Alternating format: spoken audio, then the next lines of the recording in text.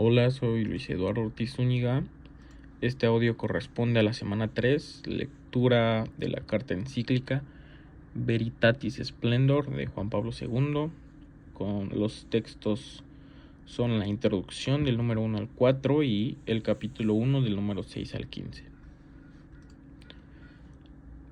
Los tres puntos clave, ideas clave que encontré fueron los siguientes. Primero, la pregunta esencial sobre el bien moral y la vida eterna. Aquí el diálogo entre Jesús y el joven rico aborda una cuestión fundamental que ha preocupado a la humanidad a lo largo de la historia. ¿Cómo podemos vivir una vida moralmente buena y alcanzar la vida eterna? Esta pregunta refleja la búsqueda universal de significado y propósito en la vida. El joven, al acercarse a Jesús con esta pregunta, muestra un anhelo profundo por comprender y seguir el camino hacia la plenitud de la existencia. El segundo punto clave es el siguiente: la centralidad de Dios como el único bueno. Jesús responde al joven señalando que solo Dios es el bueno. Esta afirmación subraya la idea de que la fuente última del bien moral y la vida reside en Dios mismo. Al reconocer a Dios como el único bueno, Jesús indica que la respuesta a la pregunta sobre el bien moral solo puede encontrarse si nos dirigimos a Él. Esta enseñanza recalca la importancia de la relación con Dios en la búsqueda de la vida eterna y en la comprensión del bien y el mal. El tercer punto clave es el siguiente: la relación entre amar a Dios y amar al prójimo. Jesús enseña que los mandamientos, especialmente aquellos relacionados con el prójimo, son fundamentales para entrar en la vida eterna. Al mencionar que los mandamientos se refieren a las relaciones humanas, como no matar, no cometer adulterio, no robar, no levantar falsos testimonios, entre otros. Jesús destaca la importancia del amor y el respeto hacia los demás como expresión de amor a Dios.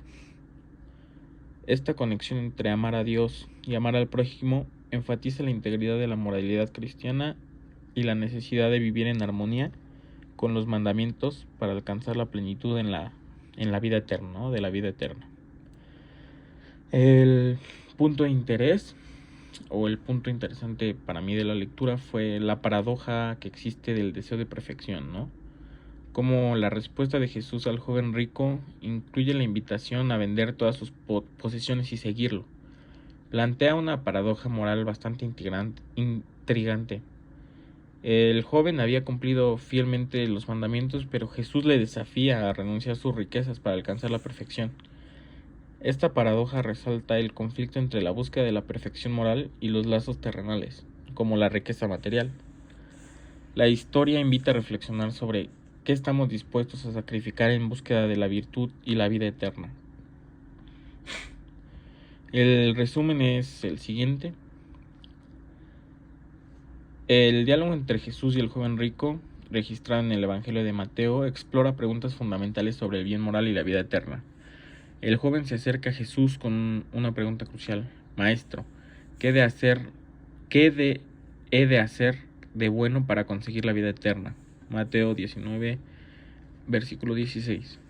Esta pregunta refleja la búsqueda universal de significado y propósito en la vida, y revela un anhelo profundo por comprender el camino hacia la plenitud de la existencia.